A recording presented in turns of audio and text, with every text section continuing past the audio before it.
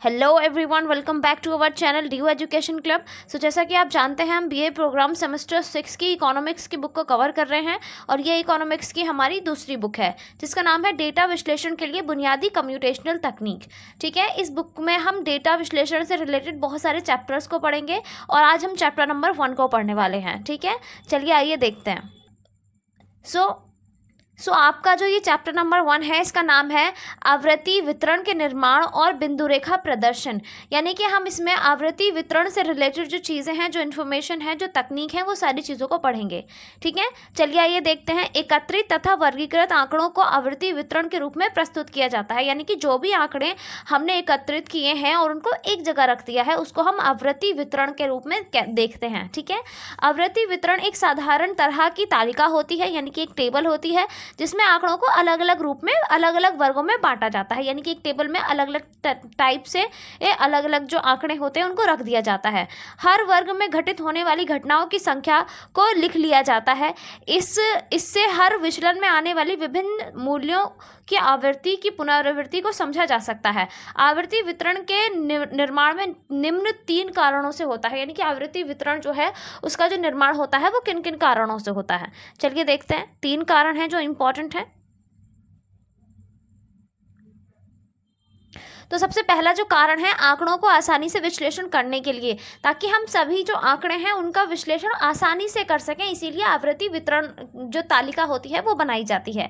उसके बाद है निर्देशन आंकड़ों के वितरण से अज्ञात जनसंख्या वितरण की आवृत्ति का अनुमान लगाने के लिए। यानी कि उससे वो जो आंकड़े हैं वो कैसे कैसे बांटे गए हैं, इस चीज़ को समझने के लिए भी हम आवृत्ति वितरण का उपयोग करते हैं। उसके बाद विभिन्न सांख्यिकी मापों की आसानी से गणना करने के लिए, यानी कि जो भी सांख्यिकी माप हैं उनकी गणना को आसान करने के लिए हम आवृत्ति वितरण का उपयोग करते हैं, वो भी 2 तरीके से।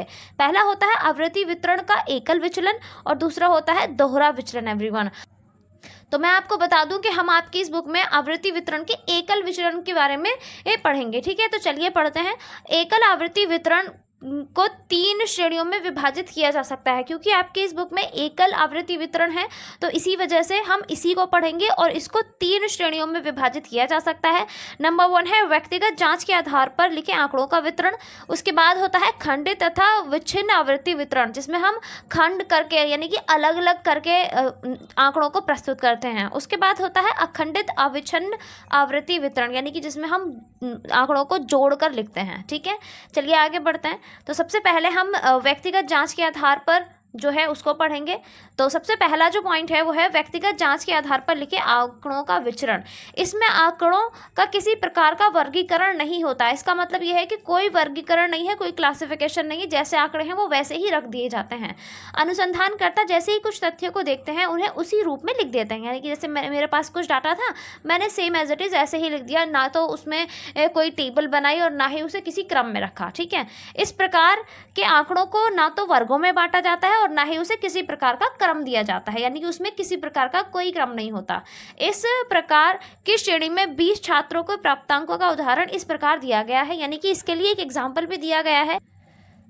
तो इसमें रोल नंबर दिए हुए हैं एंड मार्क्स दिए हुए हैं। रोल नंबर के अकॉर्डिंग ही जो है उनके मार्क्स रख दिए गए हैं। यानी कि ना तो यहाँ पे क्रम का कोई ध्यान रखा गया है और ना ही किसी तरीके का वर्गीकरण किया गया है। ठीक है, तो चलिए व्यक्तिगत जांच के आधार पर श्रेणियों को सांख्यिकीय गणना के लिए 2 ढंग से लिखा जा सकता है। पहला बढ़ते हुए क्रम में और दूसरा होता है घटते हुए क्रम में। चलिए देखते हैं कि कैसे लिख सकते हैं। बढ़ते हुए क्रम का मतलब ये है कि पहले जिसने सबसे कम मार्क्स लिए हैं उसको लिखेंगे, फिर उसके बाद ज़्यादा मार्क्स वाला, फिर उसके बाद ज़्यादा मार्क्स वाला, फिर उसके बाद ज़्यादा मार्क्स वाला। ठीक है, और इसी तरीके से घटते हुए क्रम में होता है। घटते हुए क्रम में हम क्या करते हैं, जिसने सबसे ज़्यादा मार्क्स गेन किए हैं वो सबसे पहले आता है, फिर उससे कम वाला आता है, फिर उससे कम वाला, फिर उससे कम वाला, फिर सबसे कम वाला।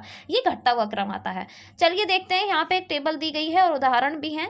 तो यहाँ बढ़ते हुए क्रम में प्राप्तांक है और यहाँ पे घटते हुए क्रम में प्राप्तांक है। यानी कि ये जो अंक थे यहाँ पे एक साइड में तो बढ़ते हुए क्रम में लिख दिया गया है, दूसरे साइड में घटते हुए क्रम में लिख दिया गया है। कैसे, जैसे कि मैं कहूँ कि 98 जो है यहाँ पे हाईएस्ट मार्क्स था, तो सबसे पहले 98 को रखा गया, फिर उससे कम 94 था। इस तरीके से इनको अरेंज किया गया है घटते हुए क्रम में। और अगर बढ़ते हुए क्रम की बात करें तो 30 जो नंबर है वो सबसे छोटा है, यानी कि 30 जो नंबर मिले हैं वो सबसे कम मिले हैं, फिर उसके बाद 33 हैं, देन उसके बाद जो है बढ़ते हुए क्रम में है। आप इस पूरी टेबल को अच्छे से देख सकते हैं घटते और बढ़ते हुए क्रम में। ठीक है, चलिए दूसरा जो तरीका है उसको देखते हैं। दूसरा तरीका होता है खंडित या विच्छिन्न आवृत्ति वितरण। इस प्रकार के वितरण में संख्या को बार बार नहीं लिखा जाता, अपितु समान आकार, वजन, लंबाई आदि की राशियों के साथ वर्गीकृत कर लिया जाता है। अगर 4 लोगों को 50 मार्क्स मिले हैं तो हम लिख देंगे कि 4 लोगों को 50 मार्क्स मिले हैं, यानी कि एक ही बारे में हम पूरा जो डेटा है वो लिख देते हैं। ठीक है, चलिए आगे बढ़ते हैं। विभिन्न संख्याओं की आवृत्ति गिराने के लिए मिलान संख्याओं यानी कि टैली जो बार्स होते हैं उनका प्रयोग किया जाता है। इसमें हम प्रथम कोष्ठ में कॉलम में सभी संभव विचलनों के मूल्य लिखते हैं और दूसरे कोष्ठ में जैसे ही कोई संख्या उस विचलन के अंतर्गत सामने आती है वैसे ही उस संख्या के सामने एक रेखा खींच दी जाती है। तो हम क्या करेंगे, एक टेबल बनाएंगे। टेबल में हम एक तरफ क्या लिखेंगे, सभी संभव जो विचलन है यानी कि जो भी हमारे पॉसिबल विचलन है उनको लिखेंगे, और दूसरे कोष्ठक में उसके अंतर्गत आने वाली जो समस्याएं हैं, जैसे कि रोल नंबर 1 को और 2 को और 3 को, 3 लोगों को 40-40 मार्क्स मिले हैं तो हम 3 लोग लिख के उसके सामने 40 लिख देंगे। ठीक है, इसका मतलब ये है कि उसके अंतर्गत आने वाली जो संख्या है वो लिख देंगे उसके। इस प्रकार प्रत्येक संख्या के सामने 5-5 रेखाओं के समूह बनाए जाते हैं जिन्हें गिनकर उन संख्या की कुल आवृत्ति का निर्धारण किया जाता है। यानी कि एक कॉलम जो बनाया जाता है वो आवृत्ति का यानी कि फ्रीक्वेंसी का बनाया जाता है। उसमें क्या किया जाता है, 4 लाइंस ऐसे खींची जाती हैं और जो 5वीं लाइन होती है उसको क्रॉस करके खींचा जाता है। यानी कि अगर 4 नंबर जो है वो 5 लोगों को मिले हैं तो इस तरीके से मिलेंगे, बट अगर 4 नंबर 3 लोगों को मिलते तो 1 2 3 इस तरीके से लाइन खींच दी जाती है। ठीक है, अगर 4 लोगों को भी मिलेंगे तो भी इसी तरीके से होगा, बट अगर वो संख्या बढ़ जाएगी तो 5वीं लाइन इस तरीके से खींची जाएगी। ठीक है, आई होप आपको समझ में आ गया होगा। उसके बाद सभी मूल्यों के आंकड़ों की मिलान रेखाओं को लिखने के बाद हम हर विचलन के मूल्य की आवृत्ति को गिनकर एक तीसरे कोष्ठक में लिख देते हैं। यानी कि अगर 5 लोग हैं उसमें 1 2 3 4 5 तो यहाँ पे उसके आगे जो नेक्स्ट बार होगा उसमें हम 5 लिख देंगे। ठीक है, आई होप आपको समझ में आ गया होगा। इसके बाद कोष्ठक को हम आवृत्ति कोष्ठ कहते हैं, तो जिसमें हमने लाइंस लिखी हैं उसको हम आवृत्ति कोष्ठ कहते हैं। इस प्रकार के आंकड़ों के प्रदर्शन को हम खंडित या विच्छिन्न आवृत्ति वितरण कहते हैं। तो इस तरीके से जो वर्गीकरण किया जाता है उसी को खंडित या विच्छिन्न आवृत्ति वितरण कहा जाता है। ठीक है, तो इसका एग्जाम्पल भी है। तो एग्जाम्पल में क्या है, पहले यहाँ पे आपको डेटा दिया हुआ है कि 50 छात्रों के प्राप्तांक हैं और फिर उनके लिए एक टेबल भी दी हुई है। चलिए टेबल को भी देखते हैं। तो टेबल इस तरीके से बनाई गई है, देखिए 50 छात्र हैं, उन 50 छात्रों को मिले हुए मार्क्स हैं, उसके बाद ये टैली बार्स है एंड ये फ्रीक्वेंसी है। मैंने आपको बताया था कि पहले जो कॉलम होगा उसमें तो मार्क्स या फिर जो भी हमारा डेटा है वो लिया जाता है, उसके बाद हम टैली बार्स लेते हैं एंड उसके बाद जो फ्रीक्वेंसी है वो लेते हैं। चलिए देखते हैं कैसे। तो जैसे कि 15 मार्क्स हैं तो 15 मार्क्स अगर 3 बच्चों को मिले हैं तो उसके आगे 3 लिख दिया गया, देन उसके बाद फ्रीक्वेंसी लिख दी गई है। इसी तरीके से 26 मार्क्स जो हैं वो 5 बच्चों को मिले हैं, तो इसी तरीके से ये 4 तो सीधी लाइन्स थी एंड 5वीं लाइन जो है वो उसके ऊपर से जाएगी। तो 26 नंबर जो है वो 5 बच्चों को मिले हैं। इसी तरीके से जो टोटल फ्रीक्वेंसी है इसके सामने यहाँ पे 5 लिख दी गई है। ठीक है, आई होप आपको पूरी टेबल ये समझ में आ जाएगी क्योंकि बहुत आसान है। तो जितने मार्क्स हैं और जितने बच्चे हैं उनके अकॉर्डिंग टैली बार्स खींचे जाते हैं, फिर उसके सामने उसकी फ्रीक्वेंसी लिख दी जाती है। ठीक है, चलिए आगे बढ़ते हैं। इस प्रकार का वितरण निम्न दशाओं में अत्यधिक उपयोगी होता है। ये जो वितरण होता है ये कब ज़्यादा ज़रूरी हो सकता है, तो सबसे पहली जो सिचुएशन होती है वो होती है जब विभिन्न संख्याएं अनेक बार दोहराई जाती हैं। यानी कि अगर मैं कहूँ कि 50 जो मार्क्स थे वो 6 बच्चों को मिले हैं तो मैं बार बार तो नहीं लिखूंगी कि रोल नंबर 1 को, रोल नंबर 2 को, रोल नंबर 3 को, रोल नंबर 5 को 50-50 मार्क्स मिले हैं। मैं क्या करूँगी, मैं लिख दूंगी कि हाँ 4 बच्चे थे, उन 4 बच्चों को 50 मार्क्स मिले हैं। तो बार बार चीज़ों को ना दोहराया जाए, इसी वजह से ये जो वाला जो वितरण है इसका उपयोग किया जाता है। उसके बाद देखिए, संख्याओं के आकार में अत्यधिक विस्तार ना हो और उन्हें वर्ग आवृत्ति में बांटना आसान हो जाए। यानी कि हमारी टेबल ज़्यादा बड़ी ना हो, संख्याओं का ज़्यादा विस्तार ना हो जाए और उसे आसानी से समझा भी जा सके। इसी वजह से हम इस वाले जो आवृत्ति है इसका प्रयोग करते हैं, इस वाले वितरण का प्रयोग करते हैं। ठीक है, चलिए आप नेक्स्ट टाइप देखते हैं जो है अखंडित या अविच्छिन्न आवृत्ति वितरण। तो ये क्या है, ये अखंडित का बिल्कुल ऑपोजिट होता है क्योंकि ये अखंडित होता है। ठीक है, चलिए देखते हैं। इस विधि के अनुसार समस्त आंकड़ों को विभिन्न वर्गों में बांट दिया जाता है और प्रत्येक वर्ग के सामने वह संख्या लिख दी जाती है। यानी कि अब क्या करे जाएंगे, अब क्या करा जाएगा, अब वर्ग बांटे जाएंगे। जैसे कि मैं कहूँ कि 10 से 15 नंबर जो हैं वो 12 बच्चों के यहाँ, ये 6 बच्चों के यहाँ हैं, ठीक है। तो इस तरीके से वर्गों में बांट दिया जाएगा, फिर उसके आगे जो है उनकी संख्या लिख दी जाएगी कि हाँ इतने बच्चों के इतने से इतने के बीच में नंबर आए हैं, ठीक है। यदि एकत्रित की गई इकाइयों की विशेष सूचना एक निश्चित क्रम में नहीं होती है तो सबसे पहले सभी मूल्यों के विचलन को उचित समूह में बांटकर आंकड़ों को विभिन्न वर्गों में वर्गीकृत करते हैं। यानी कि अगर जो एकत्रित जो डाटा है या फिर जो भी सूचना है यदि वो क्रम में नहीं है तो सबसे पहले हमारी ड्यूटी क्या होती है कि हम उसे क्रम में लगाएं, तभी हम उसको अच्छे से ये समझ सकते हैं, ठीक है। तत्पश्चात अवलोकित की गई समस्त संख्याओं को हर समूह में लिख सकते हैं, ठीक है, या लिख लेते हैं। इसको अच्छे ढंग से समझने के लिए निम्न उदाहरणों की आवश्यकता होती है। चलिए देखते हैं कि कौन कौन से उदाहरण दिए गए हैं। जैसे कि मैंने आपको बताया था कि देखिए 15 से 25 मार्क्स वाले जो बच्चे हैं वो 3 हैं, ठीक है, नहीं 3 नहीं है 4 हैं, हाँ 3 है, ठीक है, और इनकी जो टोटल फ्रीक्वेंसी 3 दे रखी है। उसके बाद देखिए 25 से 35 मार्क्स के जो बच्चे हैं वो इतने हैं, यानी कि 5 तो ये हैं एंड 4 ये हैं, टोटल 9 स्टूडेंट्स हैं। तो यहाँ पे उनकी फ्रीक्वेंसी दी गई है। तो यही है कि यहाँ पे फिक्स पैटर्न ना होकर ये कहा जाता है कि जैसे कि 15 से 25 तक के बीच में मार्क्स जो है वो इतने बच्चों के हैं, 25 से 35 तक के जो मार्क्स हैं वो इतने बच्चों के हैं। तो इस तरीके से एक टेबल बना ली जाती है, ठीक है। चलिए आगे बढ़ते हैं। वे समूह जिनमें विचलनों के मूल्यों को वर्गीकृत किया जाता है उन्हें क्लास इंटरवल कहा जाता है। यानी कि ये वाले जो समूह थे, ये जो आपने देखे थे, इन्हें हम क्लास इंटरवल के नाम से जानते हैं। किसी वर्ग की 2 कीमतें उस वर्ग की सीमाएं कहलाती हैं। 2 कीमतें कैसे, एक तो लोएस्ट वाली होती है, एक हाईएस्ट वाली होती है, तो इन्हीं को हम सीमाएं कहते हैं, ठीक है। सतत वर्ग में आंकड़ों को जब उनकी आवृत्ति के साथ प्रदर्शित किया जाता है तो इसे सतत या अखंडित या अविच्छिन्न वितरण कहते हैं। तो इसी को सतत कह सकते हैं, अखंडित कह सकते हैं या अविच्छिन्न वितरण भी कह सकते हैं, ठीक है। आई होप आपको समझ में आ गया होगा। चलिए आगे बढ़ते हैं। प्रत्येक वर्ग की निचली सीमा को निम्न और ऊपरी सीमा को उच्च सीमा कहते हैं। यानी कि देखिए इधर वाली जो होगी, जो लेफ्ट साइड वाली होगी, ये तो होगी आपकी निम्न सीमा, बट जो राइट वाली होगी ये आपकी उच्च सीमा होती है, यानी कि उच्चतम सीमा होती है। इसके बाद देखिए आंकड़ों को वर्ग अंतराल में वर्गीकृत करने के 2 तरीके होते हैं। पहला वाला जो तरीका है वो असम्मिलित रीति होती है, फिर उसके बाद जो है वो सम्मिलित रीति होती है। चलिए दोनों तरीकों को पढ़ते हैं और देखते हैं कि ये क्या है। तो सबसे पहली जो रीति है वो है असम्मिलित रीति। इस रीति के अंतर्गत एक वर्ग की उच्च सीमा अगले वर्ग की निम्न सीमा के बराबर होती है। जैसे कि मैं कहूँ यहाँ पे जो हम एग्जाम्पल है हम यहाँ से देखेंगे, तो देखिए यहाँ पर क्या कहा गया है कि इस वाले वर्ग की जो उच्च सीमा है इस वाले दूसरे वाले वर्ग की निम्न सीमा के बराबर है, तो इसी को हम असम्मिलित कहते हैं। यानी कि जो इसकी उच्च सीमा होगी वो दूसरे वाले वर्ग की निम्न सीमा होगी, ठीक है। आई होप आपको एग्जाम्पल से समझ में आ गया होगा। चलिए आगे बढ़ते हैं। प्रत्येक वर्ग आवृत्ति गणना करते समय उस वर्ग की उच्च सीमा की गणना उस वर्ग में ना कर उससे अगले वर्ग में की जाती है। यानी कि अगर मैं कहूँ कि मेरे पास 20 से यहाँ पे 25 मार्क्स थे एंड 25 से यहाँ पर 30 मार्क्स हैं, तो ये जो 25 नंबर है ना वो ये वाले में काउंट ना होकर नेक्स्ट वाले में काउंट होगा। हमेशा असम्मिलित रीति में ऐसा ही होता है कि इसकी जो हाईएस्ट वैल्यू होती है वो इसमें काउंट ना होकर दूसरे वाले में काउंट होती है, ठीक है। चलिए आगे बढ़ते हैं।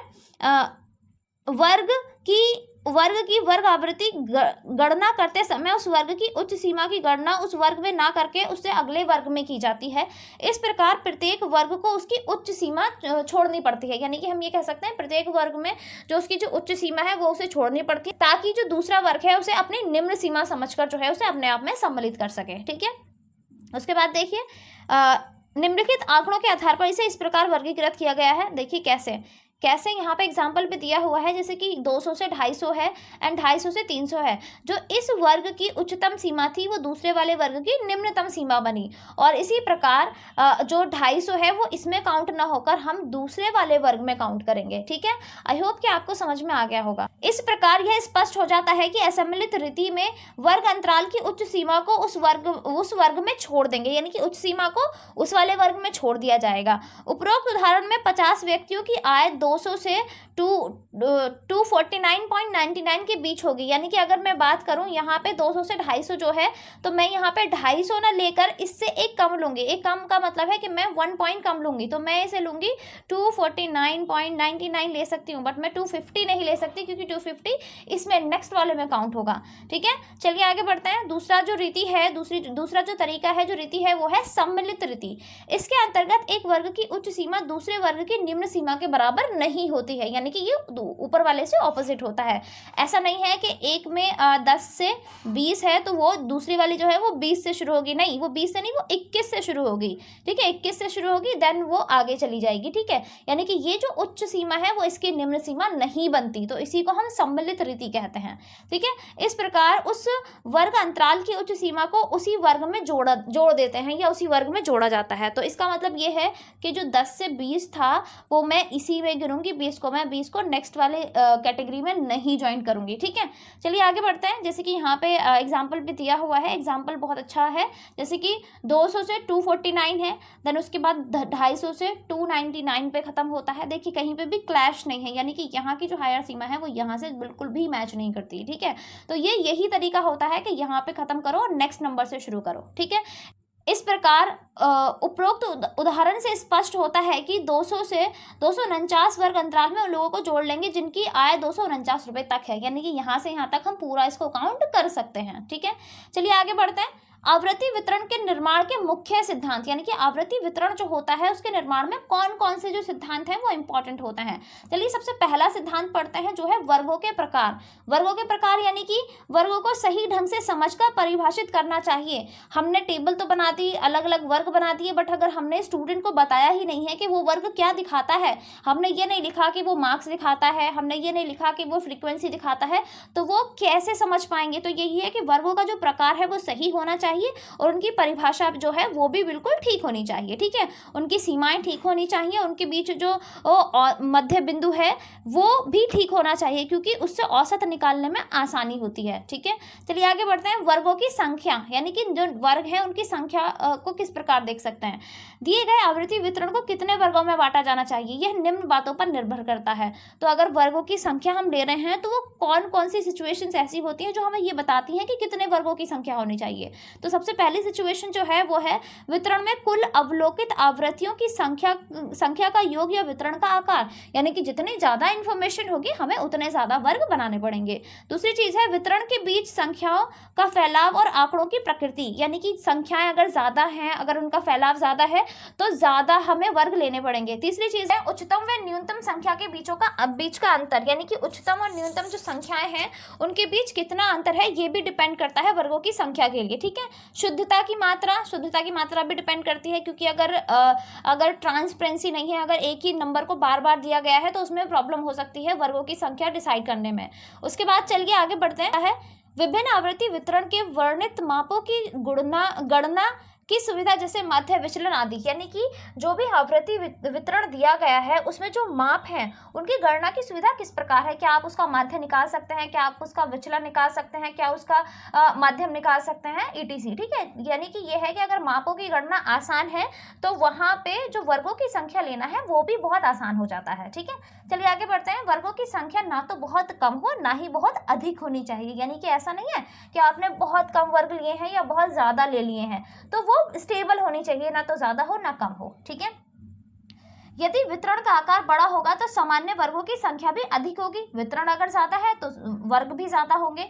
इसके वितरण का आकार छोटा होगा तो सामान्यतः वर्गों की संख्या भी कम होगी। ये तो पॉसिबल है कि अगर छोटा आकार है तो छोटे वर्ग और बड़ा आकार है तो बड़े वर्ग। ठीक है, आगे बढ़ते हैं। वर्गों की संख्या जितनी अधिक होगी उतनी ही अधिक जानकारी भी प्राप्त होगी। यही है एवरीवन कि जितने कॉलम्स हमने बनाए हैं हमें उतनी ही तो ज्यादा इंफॉर्मेशन देनी पड़ेगी। ठीक है, उसके बाद वर्गों में संख्या साधारण से 5 से कम नहीं होनी चाहिए। क्यों? क्योंकि 5 जो है, 5 का मल्टीपल अगर हम लेते हैं तो आसानी से उसका मध्यम और विचलन निकालने में कोई प्रॉब्लम नहीं होती, आसानी से सारी चीजें निकल जाती हैं। तो इसीलिए जो भी इनके बीच का जो डिफरेंस है वो 5 का ही मल्टीपल होना चाहिए, या तो 5 हो या 10 हो 15 हो 20 हो, यानी कि 5 के टेबल में चलना चाहिए, जिससे आपका जो क्वेश्चन है वो बहुत ज्यादा आसान हो जाता है। चलिए आगे बढ़ते हैं। प्रोफेसर स्टोक्स ने इस संबंध में बहुत अच्छा सूत्र बताया है जो इस प्रकार है। तो प्रोफेसर स्टोक्स जो है उन्होंने एक सूत्र बताया, यानी कि एक फॉर्मूला बताया है जो इस प्रकार है, k is equal to 1 plus 3.322 log n। So इसका मतलब क्या है, k जो है refers to the number of classes, यानी कि k बताता है कि कितनी क्लासेस हैं, ठीक है, नंबर्स ऑफ क्लासेस के, कितने नंबर्स हैं क्लासेस के। उसके बाद where n is the total frequency of number and observation, और n जो है वो टोटल फ्रीक्वेंसी को दिखाता है। अगर मैंने फ्रीक्वेंसी लिखी है 1 2 3 4, तो यहाँ पे जो उनका जोड़ होगा यानी कि जो टोटल होगा वो मुझे यहाँ लिखना पड़ेगा n की जगह पे इस फॉर्मूला में, ठीक है। उसके बाद now if the value of n is 100, यहाँ पे एग्जांपल दिया गया है, अगर n की जो वैल्यू है वो 100 है तो हम क्या करेंगे, यहाँ पे सिर्फ n की जगह पे 100 रख देंगे, तो k की वैल्यू यानी कि जो हमारा जो नंबर है वो निकल के आ जाएगा, ठीक है। इसी तरीके से देखिए यहाँ पे 100 था, n की जगह पे हमने 100 रख दिया और इससे गुणा कर दी, तो फिर ये आया हमारे पास। देन उसके बाद हम इससे फ्रीक्वेंसी निकाल सकते हैं, अपनी k की वैल्यू निकाल सकते हैं। चलिए आगे बढ़ते हैं। If the value of n is 10,000, तो यहाँ पे जो वैल्यू ली गई है n की वो 10,000 ली गई है, एंड यहाँ पे 10,000 को पुट कर दिया गया। देन उसके बाद जो है इसको सॉल्व करने के बाद 14 आता है, ठीक है। चलिए आगे बढ़ते हैं। एग्जाम्पल बहुत इजी है एंड बहुत अंडरस्टैंडेबल भी है, ठीक है। अगर आपको लगता है कि आप इस न्यूमेरिकल को करने में प्रॉब्लम फेस कर रहे हैं तो आप कमेंट बॉक्स में ज़रूर कमेंट कर सकते हैं, मैं आपको अलग से सारे के सारे न्यूमेरिकल्स करा दूंगी, ठीक है। चलिए आगे बढ़ते हैं। परंतु इस सूत्र को तभी लागू किया जाना चाहिए जब अवलोकन की संख्या बहुत छोटी ना हो, यानी कि ऐसा नहीं है कि हम बहुत छोटी सी चीज़ कर रहे हैं, बहुत छोटा सा अवलोकन है और हमने वहीं पे इस सूत्र का उपयोग कर लिया, तो उस टाइम पे क्या होगा कि ये सही से वर्क नहीं करेगा, ठीक है।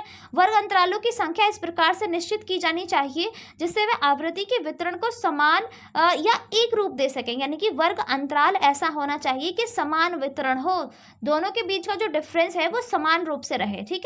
इससे अभिप्राय यह है कि दिए गए वर्गों की आवृत्ति में घट बढ़ एक क्रम में होना अचानक या बहुत कम अधिक ऊंचा नीचा ना हो, यानी कि ऐसा नहीं है कि एकदम से बढ़ गया या एकदम से घट गया या ऊंचा हो गया या नीचा हो गया, नहीं, ऐसा नहीं होना चाहिए, बराबर होना चाहिए, ठीक है। वर्ग अंतराल में 5 10 15 20 और 25 के गुणक होने चाहिए। मैंने आपको बताया था कि 5 से कटने वाले जो सभी जो मल्टीपल्स हैं आप उनको ले सकते हैं वर्ग अंतराल में, क्योंकि इससे आपकी बाकी सारी चीज़ें निकालना बहुत आसान हो जाता है। इस बात को याद रखिएगा, ये आगे आने वाले चैप्टर्स में आपके बहुत काम आएगी, ठीक है। चलिए आगे बढ़ते हैं। नेक्स्ट जो फैक्टर है वो है वर्ग अंतरालों का आकार, यानी कि जो साइज है वो कैसा होना चाहिए, ठीक है। वर्गों के आकार की समस्या वर्गों की संख्या निर्धारण की समस्या से जुड़ी होती है, यानी कि अगर हम ये कहें कि वर्ग अंतराल जो है उनका जो आकार है ना वो किससे जुड़ा होता है, वो वर्गों के यानी कि संख्याओं के निर्धारण से जुड़ा होता है कि हमने कौन सी संख्याएं ली हैं, किस वर्ग की उच्च सीमा और निम्न सीमा के अंतर को वर्ग या आकार का विस्तार कहते हैं। यानी कि मैं ये कहूँ कि मेरे पास 20 से 25, ये पहला एग्जाम्पल है, 20 से 25 है, तो इनके बीच का जो डिफरेंस है हम इसको क्या कहेंगे, आकार या विस्तार कहेंगे। वर्ग अंतराल कितना हो इस संबंध में संख्या का निर्णय भी काफी महत्व रखता है। वर्ग अंतराल का अंदाजन मूल्य हमें आई चिन्ह दे सकते हैं, उसे स्ट्रोक के नियम के द्वारा निम्न प्रकार से हल किया जा सकता है। यानी कि अब जो फॉर्मूला है वो है हमारा वर्ग अंतराल का जो फॉर्मूला होता है वो आई से रिप्रेजेंट होता है, एंड आई बराबर होता है रेंज अपॉन में 1 प्लस 3.22 log n, ठीक है। यहाँ पे देखिए आई जो है वो स्टैंड करता है मैग्नीट्यूड का मतलब होता है वर्ग अंतराल, ठीक है।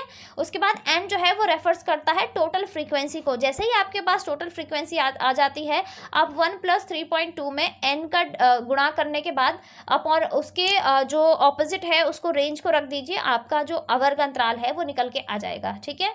चलिए आगे बढ़ते हैं।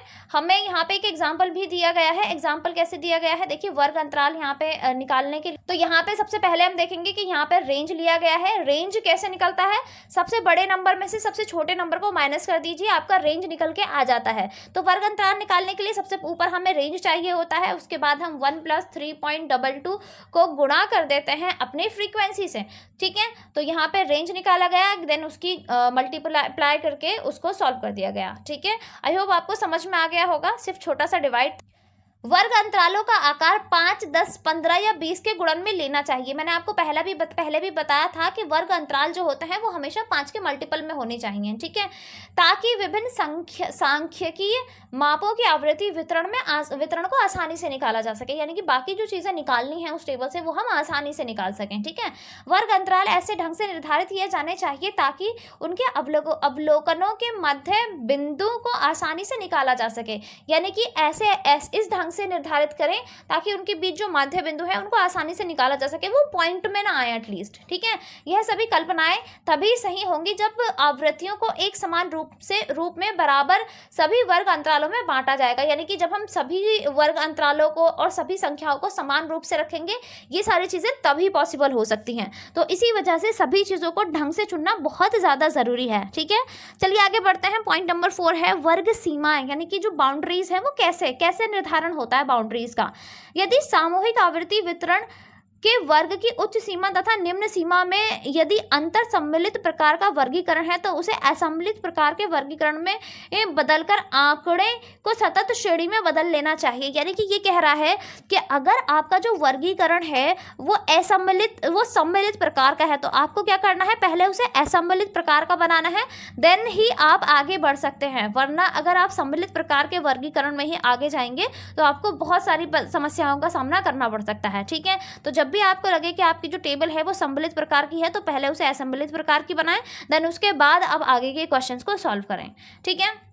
चलिए आगे बढ़ते हैं। इस प्रकार से असम्मिलित ढंग से निकाले गए वर्ग की निम्न और उच्च सीमा को हम वर्ग सीमाएं कह सकते हैं, यानी कि असम्मिलित ढंग से जो दिया हुआ वर्गीकरण होता है उसमें उच्च सीमा और निम्न सीमा के बीच का जो अंतर होता है उसको हम वर्ग सीमा कह सकते हैं, ठीक है। चलिए आगे बढ़ते हैं।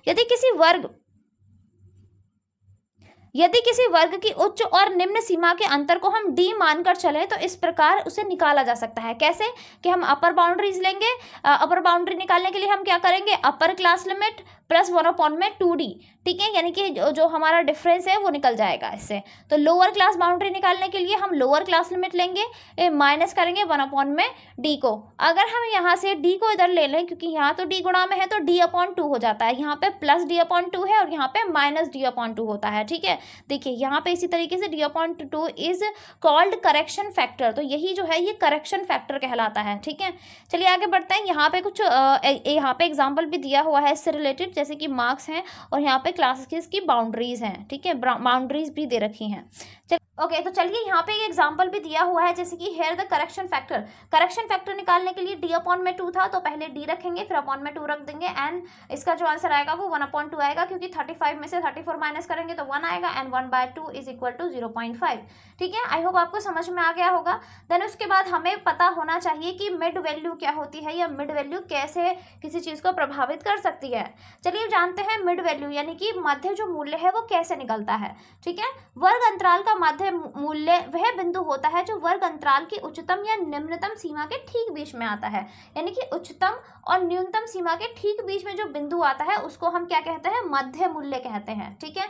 इस मध्य मूल्य को निकालने के लिए हम वर्ग अंतराल की उच्च तथा निम्न दोनों सीमाओं का योग करके 2 से डिवाइड कर देते हैं, यानी कि हम क्या करते हैं, जैसे कि 20 से 30 था, ठीक है, और हमें क्या देखना है, इसके बीच की मिड वैल्यू निकालनी है, तो हम क्या करेंगे, इन दोनों को प्लस करेंगे, यानी कि ये 50 हो जाएगा और 50/2 कर देंगे इज इक्वल टू 25। तो 25 जो है वो इन दोनों के बीच की मिड वैल्यू है, और आप नॉर्मली भी देख सकते हैं कि 25 जो है वो 20 और 30 के बीच में आता है, ठीक है, ठीक बीच में आता है, तो यही जो है वो मिड वैल्यू कहलाता है, ठीक है, यानी कि मध्य मूल्य कहलाता है। देखिए यहाँ पे फॉर्मूला भी दिया हुआ है, mid value of class 1/2 lower limit plus upper limit of the same class. ऊपर जो है हमें क्या करना होता है, लोअर लिमिट और अपर लिमिट को जोड़कर ऊपर रखना होता है, यहाँ पे 1 से मल्टीप्लाई करके, देन आपको (2) रखना है, उसे डिवाइड कर देना है, आपकी जो वैल्यू है यानी कि मिड वैल्यू है, मध्य मूल्य है, वो निकल के आ जाएगा, ठीक है।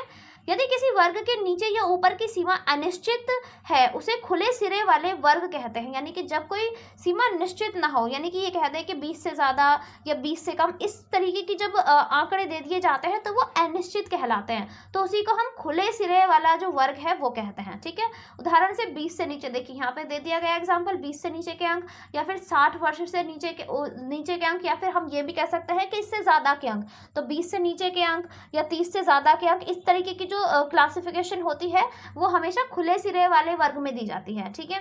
चलिए आगे बढ़ते। कोशिश यही होनी चाहिए कि खुले सिरे वाले वर्गों को खत्म या हटा देना चाहिए, क्योंकि उनमें माध्यम मूल्य को सही सही निकालना मुश्किल होता है।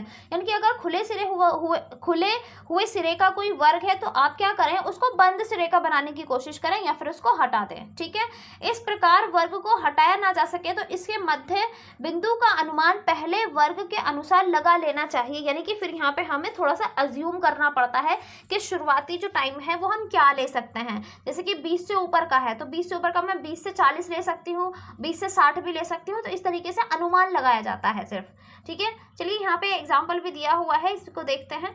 तो यहाँ पे जो एग्जाम्पल है, यहाँ पे पहले क्वेश्चन है, नीचे दिए गए आंकड़ों को सम्मिलित रीति से 4 वर्ग अंतराल लेकर आवृत्ति वितरण तैयार कीजिए। यानी कि यहाँ पे आपसे कहा गया है कि आपको एक आवृत्ति वितरण तैयार करना है और क्या करना है, सम्मिलित रीति से तैयार करना है। ठीक है, अब देखिए आप कैसे करेंगे, आप देखिए कैसे करेंगे। बहुत ही आसान सा तरीका है और आपको 4 वर्ग अंतराल लेने हैं। ठीक है, 4 का वर्ग अंतराल लेना है। 4 का वर्ग अंतराल लेने के लिए क्या करना होता है, जब भी हमारे यहाँ पे जो वर्ग अंतराल की बात होती है तो हम हमेशा उससे कम लेते हैं। जैसे कि यहाँ पे कहा गया है कि 4 का वर्ग अंतराल लेना है तो 10 से 13 लेंगे। ठीक है, 14 से 17 लेंगे।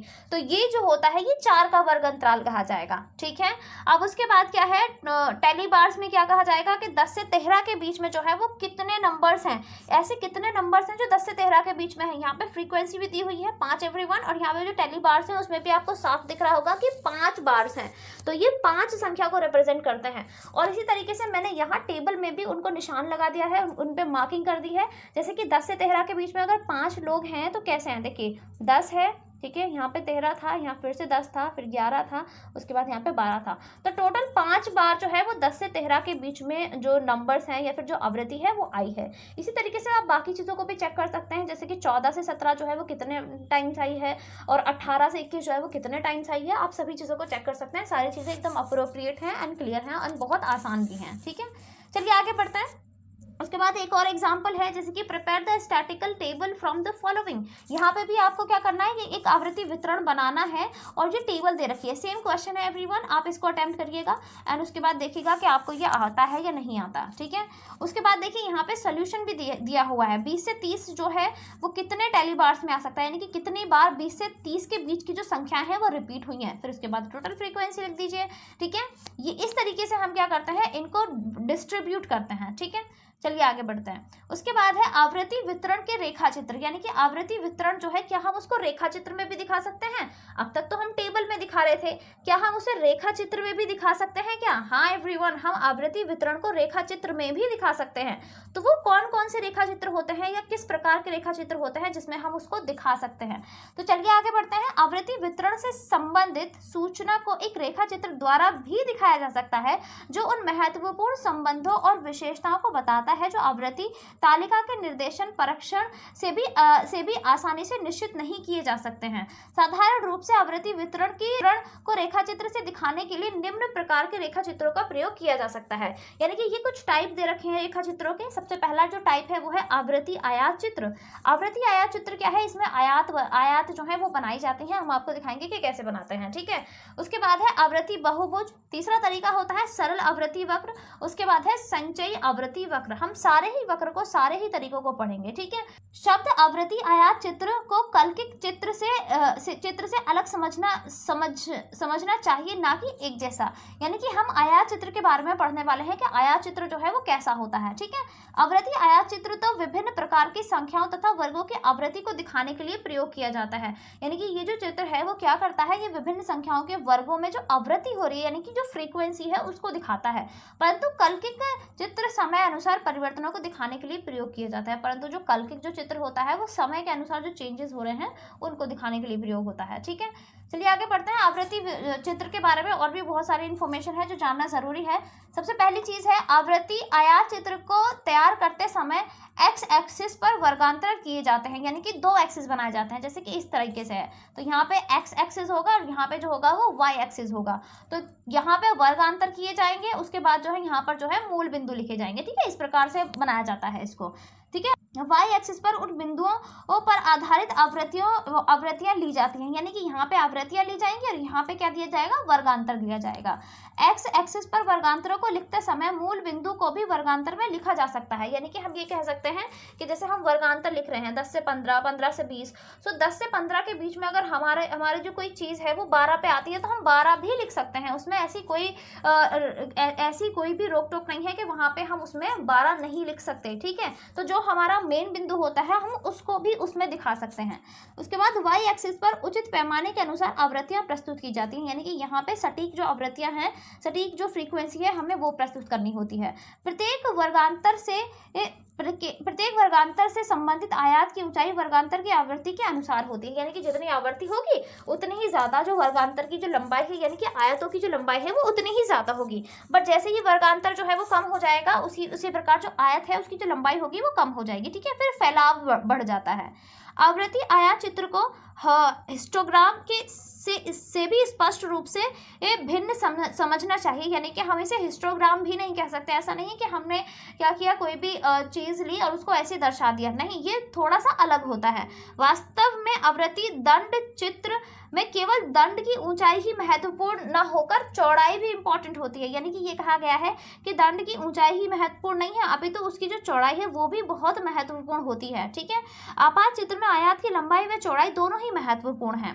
यदि वर्ग अंतराल बराबर नहीं है तो आवृत्तियों में संयोजन ठीक या सही ढंग से नहीं किया गया है, तो ऐसी दशा में तैयार किया गया आवृत्ति आयात चित्र सही परिणाम नहीं देगा। यानी कि यहाँ ये कहा गया है कि यदि वर्ग अंतराल बराबर नहीं है, यहाँ पे वर्ग अंतराल का बराबर होना बहुत जरूरी होता है, क्योंकि अगर ऐसा नहीं होगा तो आवृत्ति जो चित्र है, जो आवृत्ति आयात चित्र है, वो सही तरीके से परिणाम नहीं दे पाएगा, ठीक है। आवृत्ति आयात चित्र तैयार करने की तकनीक इस प्रकार से बताई जा सकती है, यानी कि आवृत्ति आयात चित्र जो है उसको तैयार करने की जो तकनीक है वो कौन कौन सी होती हैं। सबसे पहली तकनीक जो है वह वितरण जिसमें बराबर वर्ग अंतराल हो, ठीक है, यानी कि बराबर का वर्ग अंतराल होना चाहिए। दूसरी चीज है वह वितरण जिसमें जो वर्ग अंतराल है वो बराबर ना हो। तो ऐसी जो सिचुएशंस है उसमें कैसे करते हैं, चलिए देखते हैं, ठीक है।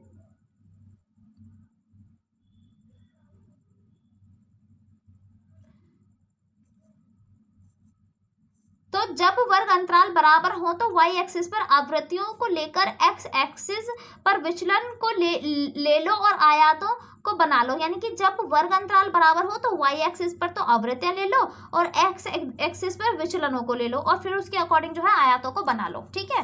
इसी तरीके से ऐसी दशाओं में आयातों की ऊंचाई आवृत्ति के अनुपात में होगी, यानी कि जितनी ज्यादा आवृत्ति बढ़ेगी उतनी ही ज्यादा ऊंचाई बढ़ जाएगी, ठीक है। जब हम वाई एक्सिस पर क्या लेंगे, आवृत्तियां, और एक्स एक्सिस पर क्या लेंगे, विचलनों को, ठीक है। तो ये ऊंचाई पर डिपेंड करता है।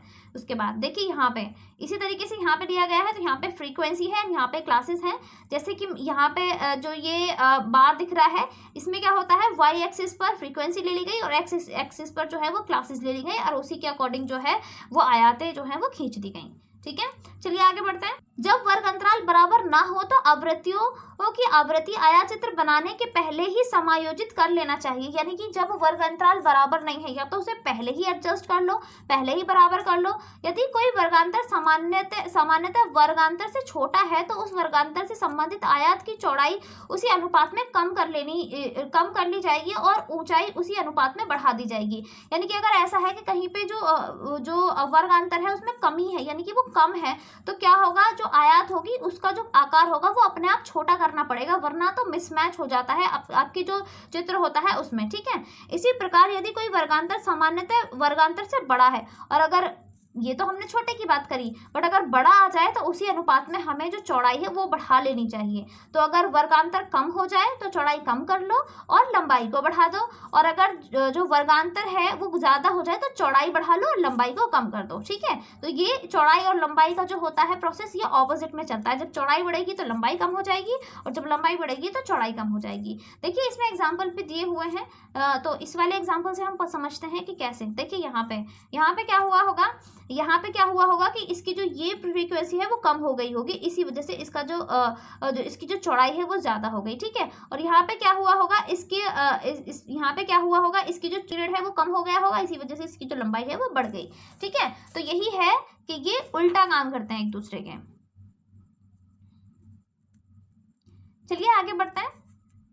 जब केवल मूल या मध्य बिंदु ही दिए हों तो विभिन्न वर्गों की उच्च तथा निम्न सीमा को निश्चित करके फिर इसी ढंग से आवृत्ति आयात चित्र को तैयार करना चाहिए। यानी कि जब सिर्फ कुछ ही बिंदु दे रखे हैं तो हमें सोच समझकर चित्र बनाना चाहिए। कैसे? देखिए यहाँ पे एक एग्जाम्पल भी दिया हुआ है कि life of electric lamps in hours, यानी कि जो इलेक्ट्रिक लैंप्स हैं उनकी जो आवर लाइफ है आवर्स में वो कितनी है।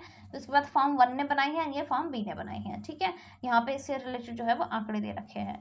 फिर उसी के बाद यहाँ पे सोल्यूशंस भी दिए गए हैं। तो यहाँ पे क्या किया गया है, यहाँ पे जो आंकड़े थे वो एक साथ थे। यानी कि देखिए यहाँ पे 1010 है, बट यहाँ पे जो शुरू किया गया है वो यहाँ 1000 से 1020 शुरू किया गया है। यानी कि हमने अज्यूम करा है कि 1000 से 1020 के बीच में होगा, क्योंकि 1010 दे रखा था उसमें। ठीक है, तो इसी तरीके से हम क्या करते हैं, पहले उसको अज्यूम करते हैं, देन उसको हम मैनेज करना शुरू कर देते हैं। ठीक है, चलिए आगे बढ़ते हैं। यहाँ पे इन्होंने एक डायग्राम भी बना रखा है फॉर्म ए का और फॉर्म बी का। ये जो 10 है, 10 की जो फ्रीक्वेंसी है फॉर्म ए की वो 10 से शुरू होती है, देन इसी वजह से जो है सबसे पहले 10 लिया गया। फिर उसके बाद देखिए क्या है 130 है, तो यहाँ 100 से ऊपर 130। फिर उसके बाद क्या है 482 है, तो यहाँ पे फिर ये 400 से ऊपर यानी कि 482 पे पहुँच जाता है। फिर 360 है तो 360 पे है। फिर उसके बाद 18 है तो वो बिल्कुल लो हो जाता है। इसी तरीके से फॉर्म बी का है, फॉर्म बी का देखिए कितना है 287 है, तो सबसे पहले ये बढ़ा है। फिर उसके बाद ये 105 यानी कि फिर ये घट जाता है, फिर ये और ज़्यादा घटता है, उसी को इसके अकॉर्डिंग ही इसको बना लिया जाता है। ठीक है, आई होप आपको दोनों जो हिस्टोग्राम है वो समझ में आ गए होंगे, क्योंकि ये बहुत आसान है। आप एक बार इनकी प्रैक्टिस कर लेंगे अच्छे से तो आप इन्हें बहुत अच्छे से आसानी से बना पाएंगे। ठीक है, चलिए आगे बढ़ते हैं। उसके बाद जो नेक्स्ट चीज़ है वो है आवृत्ति बहुभुज। आवृत्ति बहुभुज जो है वो किस प्रकार का होता है, यानी कि ये फ्रीक्वेंसी पॉलीगन है, ये फ्रीक्वेंसी को दिखाएगा बार बार। ठीक है, फ्रीक्वेंसी कभी बढ़ती है कभी घटती है, इसमें अलग अलग आयतों को ना लेकर हम फ्रीक्वेंसी पे पॉइंट लगा देते हैं और वहीं उन्हीं को जो है आपस में जोड़ देते हैं, तो इसी को हम क्या कहते हैं, आवृत्ति बहुभुज कहते हैं। चलिए देखते हैं ये कैसे बनता है। यह भी आवृत्ति वितरण का रेखा चित्र है, यानी कि ये भी आवृत्ति वितरण को दिखाता है। इसमें 4 से अधिक भुजाएं होती हैं। 4 से भुजा का मतलब यह है कि कभी ये ऐसे मुड़ेगा, कभी ऐसे मुड़ेगा, कभी ऐसे, कभी ऐसे, कभी ऐसे, यानी कि वो कैसे भी मुड़ सकता है। ठीक है, उसके बाद यह विशेष रूप से 2 या 2 से अधिक आवृत्ति वितरणों की तुलना में प्रभावी होता है, यानी कि ये बहुत सारी चीजों से ज्यादा प्रभावी हो सकता है। हम कह सकते हैं कि ये जो है ये आवृत्ति वितरण की तुलना में ज्यादा प्रभावी होता है। ठीक है, और इसे बनाने के भी तरीके होते हैं, जैसे कि पहला तरीका क्या है इसे बनाने का, आवृत्ति बहुभुज बनाने के लिए पहले आवृत्ति आयात को बना लें, यानी कि हमें पूरा एक आयात बना लेना है। उसके बाद प्रत्येक आयात की ऊपरी रेखा के मध्य बिंदु और उससे पहले तथा उससे अगली आयात की ऊपरी रेखा के मध्य बिंदु को मिला लें, यानी कि जैसे कि यहाँ पे मुझे एक जो फ्रीक्वेंसी मेरी यहाँ से स्टार्ट होती है तो मैंने यहाँ पे एक आयत बना ली। फिर उसके बाद मेरा जो पॉइंट है वो यहाँ जाता है तो मैंने यहाँ मिला लिया, फिर यहाँ जाता तो फिर मैं क्या करूँगी, उस सबको आपस में मिला लूँगी। ठीक है, तो देखिए उससे पहले तथा उससे पहले वाली और उससे अगली वाली को मिला लिया आपस में, रेखा के मध्य बिंदु से मिला लिया जाता है। इन सभी मध्य बिंदु को मिलाने से जो आवृत्ति प्राप्त होती है उसे ही हम आवृत्ति बहुभुज कहते हैं। तो इनसे जो बनने वाला जो स्ट्रक्चर है उसी को हम आवृत्ति बहुभुज कहेंगे। ठीक है, अगर आपको लगता है कि आपको इसमें से कोई चीज़ ऐसी है जो समझ में नहीं आ रही है या कोई डायग्राम ऐसा है जो आप नहीं बना पा रहे हैं, तो प्लीज़ आपसे रिक्वेस्ट है कि आप कॉमेंट बॉक्स में अपना कॉमेंट टाइप कर दीजिए। अब जो भी प्रॉब्लम होगी वो हम सॉल्व करेंगे। ठीक है, चलिए आगे बढ़ते हैं। सेकंड जो टाइप है वो कैसा है, सेकंड जो तरीका है इसको बनाने का वो होता है, एक दूसरा तरीका इसे बनाने का यह भी है कि विभिन्न वर्ग अंतरालों के मध्य बिंदुओं को ले लो और फिर हर आवृत्ति के बिंदुओं को एक दूसरे के साथ सीधी रेखा से जोड़ दो। यानी कि क्या करो, पहले तो सारे पॉइंटों को ले लिए, उसमें हमने क्या किया, उसमें आयातें भी बनाई, फिर उसके बाद हमने क्या किया, उन सबको एक ही लाइन से जोड़ दिया। तो यानी कि यहाँ पे हमने आयातों का प्रयोग भी किया है और यहाँ पे हमने इन सबको जोड़ने के लिए एक सीधी रेखा का भी प्रयोग किया है। ठीक है, तो ये दूसरा तरीका होता है इसे बनाने का। ठीक है, आई होप आपको समझ में आ गया होगा। चलिए आगे बढ़। आवृत्ति बहुभुज का आवृत्ति आयात चित्र की तुलना में विशेष लाभ होता है। आवृत्ति आयात चित्रों को आपस में तुलना करने के लिए हर एक के लिए अलग अलग रेखा चित्र जरूरी हैं, जबकि अलग अलग विभिन्न वितरणों की आवृत्ति बहुभुज को उसी धुरी पर तैयार किया जा सकता है और उसी में उसकी तुलना भी की जा सकती है। यानी कि हम ये कह सकते हैं कि यहीं पे तो हम इसे बना सकते हैं, कंपेयर पे यही कर सकते हैं कि कहाँ ज़्यादा था और कहाँ कम रहा। ठीक है, उसके बाद देखिए तीसरा जो तरीका है, तीसरा जो पॉइंट है वो है आपका सरलित आवृत्ति वक्र, यानी कि जो सरलित आवृत्ति वक्र है वो कैसे होते हैं या किस प्रकार बनाए जाते हैं। चलिए अब सरलित आवृत्ति वक्र को पढ़ते हैं। ठीक है, तो सामान्यतः छोटे, अत्यंत छोटे आकार के वर्गांतरों का अध्ययन करना कठिन होता है और मुक्त हस्त आवृत्ति वक्र खींचकर ही सरलित आवृत्ति वक्र को तैयार कर लिया जाता है। यानी कि हम कह सकते हैं कि इसको तैयार करना बहुत ही ज़्यादा आसान है, कि हम सिर्फ हैंड से बना सकते हैं इसको, क्योंकि इसमें ज़्यादा वर्गांतर नहीं होता है, छोटे छोटे आंकड़े होते हैं, ठीक है, जिसके लिए हमें जो है ज़्यादा समझने की ज़रूरत होती है, बट वो उसका जो वक्र है वो आसानी से बन जाता है, ठीक है। इसके बाद देखिए, फिर हम पढ़ते हैं मुक्त हस्त सरलित आवृत्ति वक्र बनाने से पहले आवृत्ति बहुभुज को बनाना अनिवार्य है। यानी कि हमें क्या करना पड़ेगा, पहले यहाँ पे आवृत्ति बहुभुज बनाना पड़ेगा। सरलित आवृत्ति वक्र बनाने का मुख्य उद्देश्य यह होता है कि मौलिक आंकड़ों में आने वाले अचानक विचलनों का जितना दूर हो सके दूर किया जाए। यानी कि हम क्या करते हैं, सबसे पहली जो चीज़ है हम इसमें ये करते हैं कि जो विचलन यानी कि जो भी हमारे पास जो इनसिक्योरिटीज़ हैं, जो मिसमैनेजमेंट है, जैसे कि आंकड़ों का कम ज़्यादा होना, तो सबसे पहले हम क्या करते हैं, उसको मिलाते हैं और उसको एक जैसा करने की कोशिश करते हैं कि जो उनके बीच का जो डिफरेंस है वो बराबर रहे, आंकड़ों में जो मिसमैच है वो बराबर रहे। और इसके अलावा जो हम जो सीरीज़ है, यानी कि छोटे से बड़ा या बड़े से छोटे वाला जो तरीका होता है, हम उसको अपनाते हैं। तो पहले हम इन सभी समस्याओं को दूर करते हैं, उसके बाद हम सरलित आवृत्ति वक्र को खींचते हैं, ठीक है। इसके लिए आवृत्ति रेखाचित्र को सरलित करते समय हमें निम्न बातों का ध्यान रखना पड़ता है। यानी कि जब भी हम किसी रेखाचित्र को सरलित कर रहे हैं तो हमें किन बातों का ध्यान रखना है। सबसे पहला, केवल आवृत्ति वितरणों पर आधारित निर्देशनों को ही सरलित किया जाए। यानी कि सिर्फ और सिर्फ निर्देशन जो दिए गए हैं, सिर्फ हमें उन्हें सरलित करना है, बाकी चीज़ों को चेंज नहीं करना है। उसके बाद केवल सतत श्रेणियों को ही सरलित किया जाए। जो सतत श्रेणी है, जो आसानी से चेंज हो सकती हैं, जिनमें चेंज करने पे हमें पॉइंट वाला कुछ नहीं मिलेगा, सिर्फ हमें वो चेंज करनी होती हैं। उसके अलावा सरलित आवृत्ति वक्र द्वारा घेरा गया क्षेत्रफल आवृत्ति बहुभुज के क्षेत्रफल के बराबर होना चाहिए। यानी कि ऐसा है कि अगर हमने कोई वक्र बना रखा है और वो उसे हम सरलित कर रहे हैं, तो ऐसा नहीं कि सरलित करते हुए हम उसे इतना बड़ा बना देंगे, नहीं, जितने में हमने इसे बना रखा है हमें उतने में ही दूसरे को जो हमने इम्प्रूव किया है उसको बनाना होता है, ठीक है। यानी कि हम क्षेत्रफल ज़्यादा नहीं ले सकते, ठीक है। और अगर हम इसी तरीके की बातों का ध्यान रखते हैं तो हम आसानी से किसी भी वक्र को सरलित कर सकते हैं, ठीक है। चलिए आगे बढ़ते हैं। आपका जो नेक्स्ट तरीका है वो है संचयी आवृत्ति वक्र। दूसरा जो नेक्स्ट जो वक्र है वो है संचयी आवृत्ति वक्र, ठीक है।